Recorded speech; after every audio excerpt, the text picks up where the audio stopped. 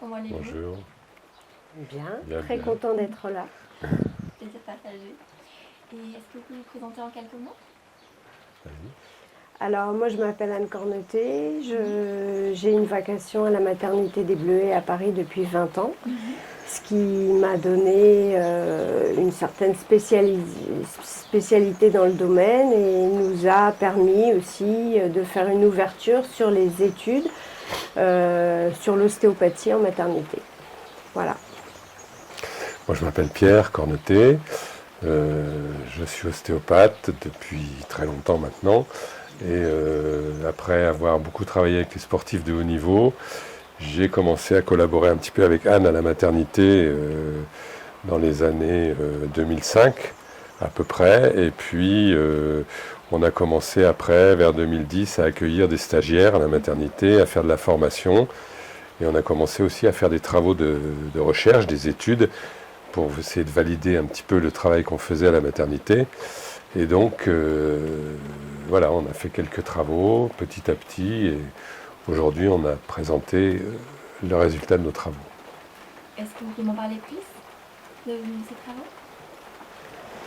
Alors, en fait, c'est parti de notre pratique quotidienne. On a fait dans un premier temps une étude sur les bébés douloureux. Ensuite, une étude sur l'allaitement, les bébés et l'allaitement, que nous présenterons une autre fois.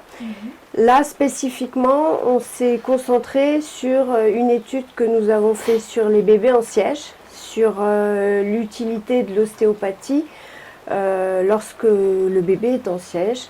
Et donc, ça nous a permis, à la demande du chef de service qui voulait comprendre et savoir si l'ostéopathie était efficace ou pas, ça nous a permis de tester notre efficacité dans un premier temps et ensuite de nous rendre compte que finalement on avait une efficacité vraiment évidente sur le taux de césarienne.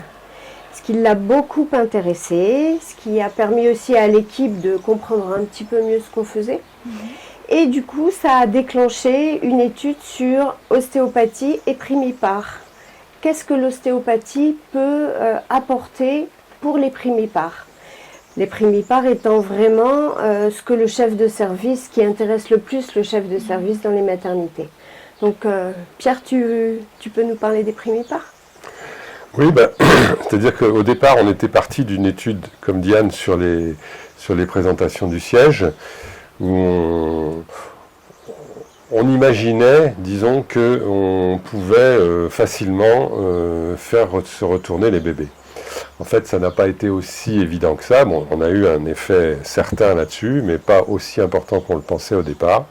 Mais en revanche, ce qui était très inattendu, c'est qu'on s'est rendu compte qu'on avait fait énormément baisser le taux de césarienne chez les bébés, pour les mamans qui avaient un bébé en siège. Donc ça nous a beaucoup surpris et intéressé, et ça a beaucoup intéressé notre chef de service qui, lui, était très soucieux du taux de césarienne des primipares en général.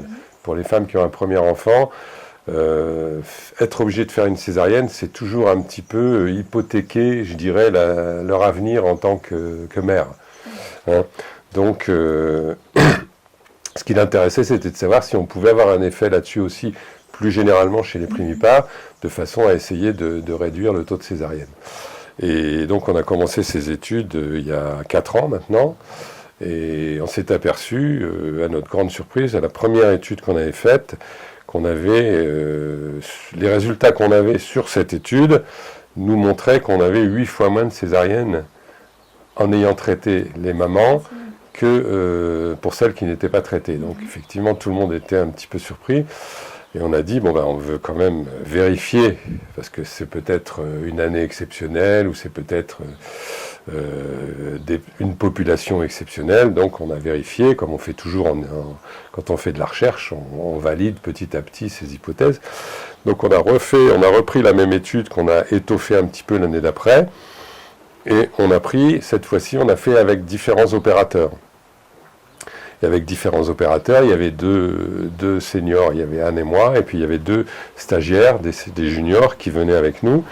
Et avec différents opérateurs, on avait quand même eu 4 fois moins de césariennes, ce qui était encore déjà énorme. C'est étonnant, oui. Voilà, ce qui était énorme. Et donc, pour valider tout ça, on a dit, on va en refaire encore une, ça sera la dernière, mais on va la refaire. Et donc là, on a refait une étude où on a repris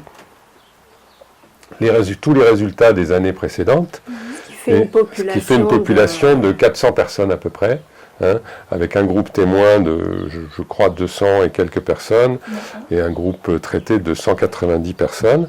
Donc ça commence déjà à être très conséquent et très significatif. Hein.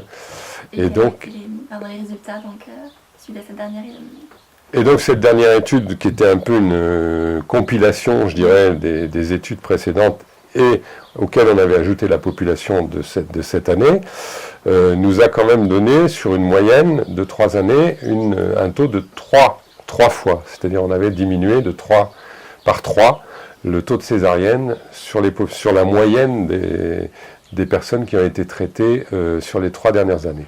Là, tout le monde traitait, les stagiaires, voilà. nos élèves. Il n'y avait pas que nous.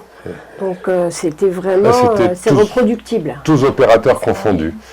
Donc voilà, donc on était très satisfaits du résultat, bien entendu, et c'est pour ça qu'on a voulu les présenter un petit peu à nos pairs. Et qu'est-ce qui vous a amené justement ici à ces rencontres? Comment vous avez découvert le lieu et qu'est-ce qui vous a donné envie de partager? Alors nous sommes allés à une formation avec Patrick Chêne en Normandie, qui nous a vraiment intéressés. Et d'ailleurs, on a pu tout de suite intégrer ce qu'il nous a appris dans nos pratiques. Et maintenant, comme on fait des formations, on l'utilise dans nos formations. Et pour les femmes enceintes et les bébés, c'est vraiment super. Et ça nous a vraiment, ça nous a donné envie de venir partager. Et franchement, c'est vraiment très intéressant de partager la pratique de chacun. Parce que même si on est expérimenté et qu'on pratique depuis longtemps, on a appris plein de choses. Donc c'est super.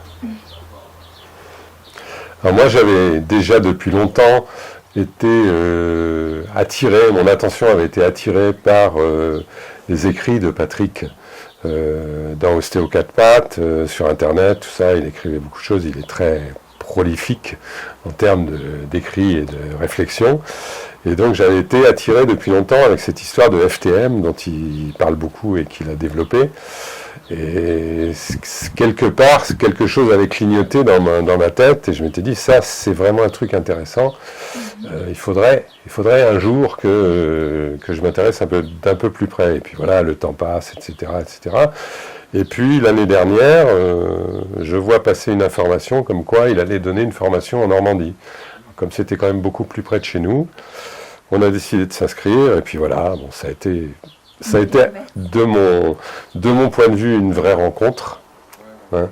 Et puis ça a confirmé l'intérêt que présentait cette histoire de FTM, évidemment.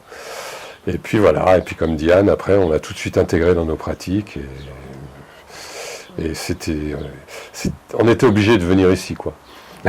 Voilà. En gros. Écoutez, merci beaucoup et j'espère vous revoir très vite aussi. Oh, forcément. Voilà. Merci. Merci. Merci à vous. Au revoir.